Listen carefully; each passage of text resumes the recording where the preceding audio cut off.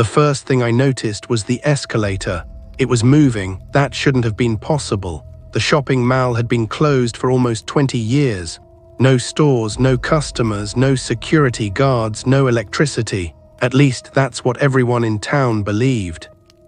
But at 11:43 on a Friday night, I was standing inside that mall, watching an escalator carry an empty shopping cart slowly toward the second floor. And then I heard someone running above me. I froze. The footsteps stopped. Then a store gate on the second floor began to rise, slowly, like someone was opening it from the inside. I should have left right then. Instead, I walked toward it, and that's when I saw the first person.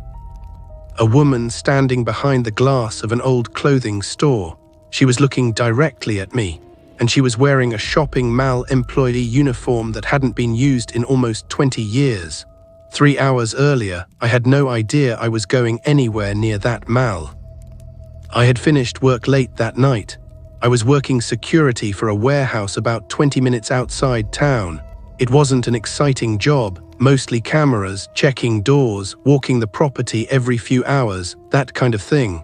Around 9 p.m, one of my co-workers mentioned something strange. He said he'd driven past the old shopping mall earlier that evening. There were lights on inside. I laughed. The mall had been abandoned since I was a kid. Everyone knew about it. It had opened in the late 80s. For years, it was the biggest shopping center in the area. There was a supermarket, a movie theater, a food court, a clothing store, an arcade, everything. Then the new highway was built outside town. Most businesses moved closer to it. The mall slowly lost customers. Eventually, one store after another closed. Then the entire place shut down. That was almost 20 years ago. The building had been sitting empty ever since. My co-worker said he'd seen lights through the front entrance. I told him it was probably security. He said there wasn't supposed to be any security. That got my attention. After work, I drove past the mall. I wasn't planning to stop. I just wanted to see if there really were lights. The mall sat behind a row of overgrown trees. The old sign was still standing. Most of the letters were missing. The parking lot was cracked and covered with weeds. There were no other cars. I slowed down. Then I saw it. A light coming from inside the building, not a security light. A fluorescent ceiling light, bright enough to illuminate part of the entrance. I pulled into the parking lot. I told myself I'd look for a minute, that's all. The main doors were locked, but one of the side doors wasn't. It was slightly open. I remember thinking that was strange. The building had been abandoned for years. Someone had either left it open, or someone had opened it recently. I pushed the door. It moved easily. Inside, the air smelled old, dust, damp concrete, something metallic.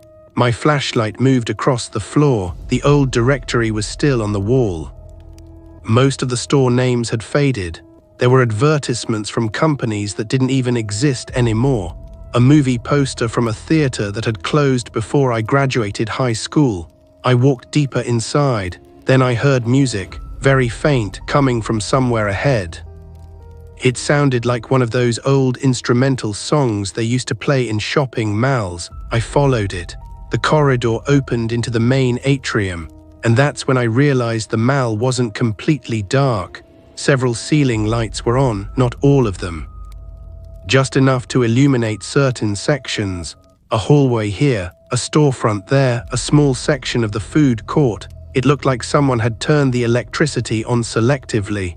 I pulled out my phone, no signal. That wasn't unusual inside an old building. I decided to take a few pictures. Then I noticed something on the floor, fresh footprints, not mine. They were going from the food court toward the second floor. The footprints were clean, no dust. Someone had walked through there recently. I followed them. That's when I heard the escalator. It started moving. I watched it slowly carry an empty shopping cart upward. There was nobody pushing it. The cart reached the top.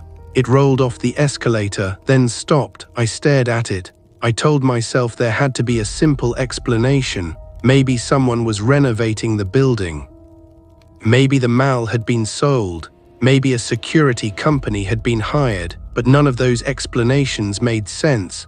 Why would someone renovate an abandoned mall without putting up signs?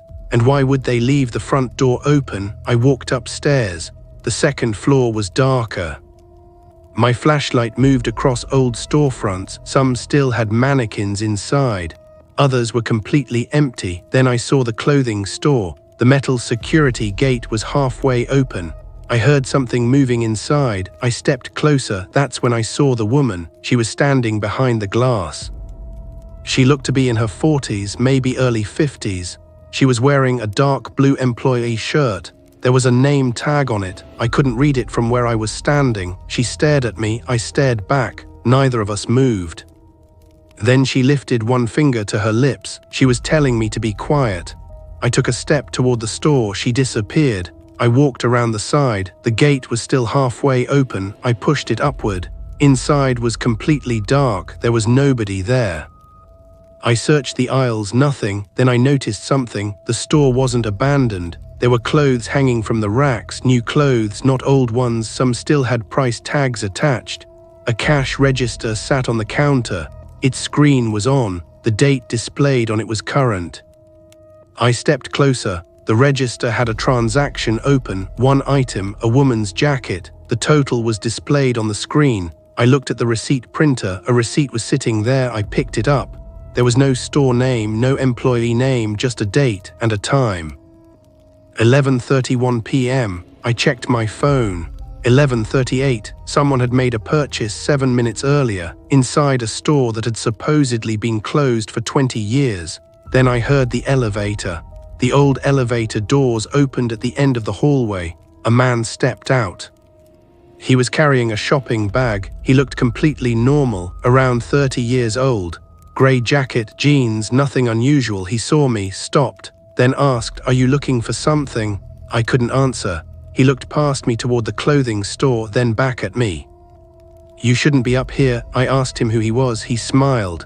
"I'm waiting for someone." "Who?" He didn't answer. Instead, he walked past me. He entered the clothing store. I followed. The store was empty again. The man was gone. I searched the back room. Nothing. There was only one exit, a door leading into a service corridor. I opened it.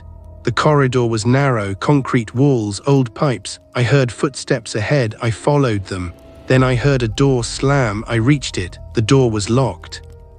I looked through the small wired glass window. There was another hallway on the other side, and a light was moving across it. Someone was carrying a flashlight. I knocked. No answer. Then my phone vibrated. I finally had one bar of signal. A notification had appeared. It was from an old security camera system. I hadn't connected to anything, but my phone had received a notification anyway. It said, "Camera 14 motion detected." I opened it. The video showed the hallway I'd just walked through, but the timestamp was wrong. The footage was from 20 years ago. I watched myself appear on the screen, walking down the hallway. I stopped breathing. The camera showed me standing exactly where I was now. Then something appeared behind me, a person walking slowly toward me. I turned around, nothing. I looked back at the phone. The person was still behind me on the footage. They stopped directly behind where I was standing. Then the video ended. I dropped the phone. For several seconds I couldn't move. Then I heard a voice behind the door, a man's voice, very calm. "You're not supposed to be here." I stepped backward. "Who are you?" Silence. Then the voice said, "You need to leave before they see you." I looked toward the end of the corridor. There was nobody there. I turned back to the door. "Who?" The answer came immediately. "The people who still think this mall is open." Then I heard several sounds from somewhere deeper inside the building. Footsteps, more than one person, coming toward us. I ran. I didn't know where I was going. I just followed the corridor until I reached a staircase. I went down one level, then another. The footsteps were still behind me. I reached a service door. It opened into the main mall. I ran into the atrium and stopped. The mall looked completely different. The lights were brighter. The storefronts were open. Music was playing. People were walking around. For a second, I thought I'd somehow walked into the past. Then I noticed something. Nobody was looking at me. They were all walking in the same direction, toward the food court. I stepped forward. A little boy ran past me carrying a red balloon. A woman walked by holding shopping bags. A man stood beside a directory reading the store listings. Everything looked normal, too normal. Then I looked at the directory. The date printed at the bottom was from 20 years ago. I turned around. The service door I'd just walked through was gone. In its place was a clothing store, and inside the glass, the same woman from upstairs was standing there, watching me. This time she wasn't telling me to be quiet, she was pointing behind me. I slowly turned. A security guard was standing in the middle of the atrium. He was wearing an old-fashioned uniform. He looked directly at me, then he raised his radio and said something I could barely hear. "He's back." The lights suddenly went out, and somewhere in the darkness, a shopping cart began moving toward me. The shopping cart rolled toward me, slowly. Its wheels squeaked against the tile. I couldn't see who was pushing it. There was nobody behind it. The mall was completely dark. I backed away, then the cart stopped. Right in front of me, something was inside it, a small cardboard box. I didn't touch it. I just stood there staring at it. Then I heard the security guard's radio again. A voice came through the darkness. "He's on the first floor." Another voice answered, "Lock the exits." That's when I realized something. The people in the mall weren't ghosts. They were searching for me. I ran. I didn't know where the exits were anymore. The layout had changed. The food court was gone. The stores were different. Even the walls looked different. I reached the main entrance. The doors were there. I grabbed the handle, locked. I tried again, nothing. Then I saw the glass. My reflection was standing in front of me, but there was someone standing behind my reflection. A man. I turned around, nobody. I looked back at the glass. He was still there. He was wearing the same security uniform as the guard I'd seen earlier. Then the reflection raised its hand. It pointed toward the hallway behind me. I didn't move. A voice came from somewhere in the mall. "Don't use the front door." I recognized it, the man from the service corridor. I turned toward the sound. He was standing near a closed bookstore. This time I could see his face clearly. He looked exhausted, like someone who hadn't slept properly in years. He motioned for me to follow him. I didn't trust him, but I had nowhere else to go, so I followed. We entered the bookstore. He closed the door behind us. Then he turned off the lights. For several seconds, neither of us spoke. Finally, I whispered, "Who are you?" He looked at me. "My name is Daniel." "What is this place?" He hesitated, then said, "Do you remember the fire?" I knew what he meant. The mall had a fire 20 years ago. That was one of the reasons it closed. But I'd always heard it was a small electrical fire. Daniel shook his head. It wasn't small. He told me that 20 years earlier, the mall had been scheduled to close permanently. The owners had already moved most of the businesses out. But one part of the building was still operating, a private storage area underneath the mall. Nobody knew exactly what was stored there. The fire started down there. Several employees were trapped inside. The official report said 3 people died. Daniel said that number was wrong. 9 people died. I stared at him. Then why did they say 3? Because the owners didn't want anyone asking questions. He explained that the mall was insured for far more than it was worth. The owners had planned to collect the insurance money and abandon the property. But something went wrong. The fire destroyed part of the basement. Afterward, the owners sealed that section. Then they closed the mall, but Daniel said people continued using the building, not customers, people who had keys, people who knew the old service tunnels. People who used the abandoned mall for things they didn't want anyone to see. I asked him how he knew all this. He looked at me. Because I was one of them. That changed everything. Daniel had worked security at the mall when he was 19. He said the night of the fire he was told to lock a particular service door. He did. Then he heard people screaming on the other side. He wanted to open it. His supervisor wouldn't let him. They told him the fire department was handling it. But when the firefighters arrived, the door had already been welded shut. I asked him why. He said he didn't know. That's when I realized this wasn't an accident. Suddenly we heard footsteps outside the bookstore. Daniel raised one finger, "Be quiet." The footsteps stopped. Someone stood on the other side of the door. Then the handle slowly moved. Daniel grabbed my arm. He pulled me toward the back of the store. There was a hidden door behind a bookshelf. He opened it. A narrow staircase went downward. We entered. He closed the door behind us. The darkness was almost complete. We went down, one floor, then another, then another. I asked how deep the basement went. Daniel didn't answer. At the bottom, he turned on a small flashlight. We were standing in an old maintenance tunnel. Pipes ran along the ceiling. Electrical cables hung from the walls. The air smelled damp. Then I noticed something. There were fresh footprints in the dust. Someone had been down there recently. Daniel followed them. We reached a steel door. There was a keypad beside it. Daniel entered a code. The door opened. Inside was a room filled with old equipment. Security monitors, hard drives, boxes of documents, and dozens of old VHS tapes. I looked at Daniel. "What is this?" he said. "The real security room." He explained that after the fire, the official security system was removed, but the owners had kept a private system running. It recorded everything, including the night of the fire. Daniel found one particular tape. The label read, November 14, 11:43 p.m., the same time the fire was reported. He put it into an old monitor. The footage appeared. The mall looked exactly as it had 20 years earlier. Customers were leaving. Employees were closing stores. Then the camera switched to the basement. Several men were carrying boxes. They weren't supposed to be there. One of them opened a metal door. Behind it was a room filled with old shopping records, employee files, and boxes of cash. Daniel explained that the mall owners had been hiding money there, but then something appeared on the footage. A security guard entered the room. He saw the men. They attacked him. The footage cut out.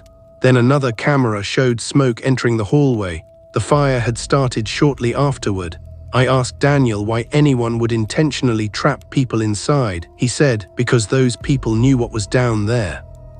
The camera showed the security guard running toward the exit. He stopped, looked directly into the camera. Then he pointed toward the basement. The footage ended. Daniel stopped the tape. I asked him who the guard was. He looked at me. My father. I didn't know what to say. Daniel told me his father had been officially listed as one of the people who escaped the fire, but he never came home. Daniel spent years trying to find out what happened. Eventually, he discovered the private security system. He started coming back to the mall, searching, looking for evidence. But there was one thing he couldn't understand. The cameras were still recording, even after the mall had been closed. For 20 years, I looked at the monitors. Several screens showed different parts of the mall: the food court, the second floor, the parking lot, the service corridors. Then one monitor caught my attention. It showed the main entrance. A timestamp appeared in the corner. It was current. I watched the screen. A person entered the mall, then another, then another. They were carrying shopping bags, but they weren't shopping. They were walking toward the basement. Daniel saw the screen. His face went pale. "They're back." "Who?" "The people who use this place." Then he looked at me. "And they know you found the room." We heard footsteps approaching the security room. Daniel shut off the monitors. He grabbed the tape. "Come on." We ran through another tunnel. The footsteps followed. We reached a steel staircase. It led upward. Daniel opened the door. We were back inside the mall, but this time it looked abandoned again. The lights were off. The stores were empty. The mall was silent. Daniel looked around. Something changed. "What?" He pointed toward the escalator. It was no longer moving. Then we heard a sound, a phone ringing from inside one of the stores. Daniel grabbed my shoulder. "Don't answer it." The ringing continued. I recognized the ringtone. It was mine. My phone was in my pocket. I pulled it out. The screen showed an incoming call. The caller ID displayed. Unknown. Daniel told me not to answer. I rejected it. The ringing stopped. Then my phone received a voicemail. I opened it. The recording contained only one sentence. A man's voice said, "Your father is still here." I looked at Daniel. He didn't react. He already knew. We ran toward the main entrance. This time the doors opened. Cold air hit my face. We were outside. The parking lot was empty. I looked back. The mall was completely dark. No lights, no people, nothing. Daniel came outside behind me. We stood there in silence. Then I noticed something. The old mall sign had been replaced. It now displayed the original name of the shopping center, and underneath it, there was a smaller sign. Open until midnight. I looked at my phone. 12:03 a.m. I turned back toward the building. The sign was gone. It was just an old rusted frame again. Daniel told me to leave. I asked what he was going to do. He said he was going back. I told him he was crazy. He smiled. Maybe. Then he walked toward the entrance. I never saw him again. The police eventually investigated the mall. They found the basement. They found the security room. They found the tapes. The evidence was enough to reopen the investigation into the fire. Several former employees were questioned. One former owner had already died. Another was living in another state. The investigation eventually confirmed that the fire had been deliberately started. The official death count was corrected from 3 to 9. The hidden money was also discovered. The people involved had been using the abandoned mall for years to hide stolen goods and money. The strange activity inside the mall finally had an explanation. People had been secretly using the building, the lights, the shopping bags, the security system. The hidden rooms, even the footprints, most of it was human, and most of the mystery was solved. But there was one thing nobody could explain: the security footage from the night I entered the mall. Police found it on the old system. The timestamp showed me entering the building at 11:43 p.m., but the footage was dated 20 years earlier, the same night as the fire. I was standing in the exact same hallway, wearing the same clothes, carrying the same phone, and behind me was the security guard from the old footage, Daniel's father, the man who disappeared 20 years earlier. The police checked the footage. They couldn't explain it. They suggested the timestamp had been corrupted. Maybe the system had somehow overwritten old footage. Maybe someone had edited it. Maybe the camera's clock had been wrong. There are reasonable explanations, but there is one detail that still bothers me. In the footage, I never entered the mall. I was already inside. The video begins with me standing in the hallway, and the security guard walks past me. He stops, turns toward the camera, then looks directly at me, and he says something. The audio is damaged, but after cleaning it up, investigators could make out 4 words. "You're late this time." I don't know what he meant. I don't know why the footage showed me 20 years before I was actually there. And I don't know whether Daniel knew more than he told me, because 3 days after the investigation ended, Daniel disappeared. His apartment was empty. His car was still parked outside. His phone was never found. The last thing anyone received from him was a message sent at 11:43 p.m. It contained only a photograph. The photograph showed the old shopping mall. All the lights were on, and in the second-floor window, someone was standing there. If you look closely at the photograph, you can see Daniel standing beside the person in the window. The photograph was taken from inside the mall, but nobody knows who took it. And that is the one part of this story I still can't explain. Maybe Daniel went back looking for answers. Maybe someone found him. Maybe there was another part of that building nobody ever discovered. Or maybe he knew exactly what that photograph meant. What do you think happened to Daniel?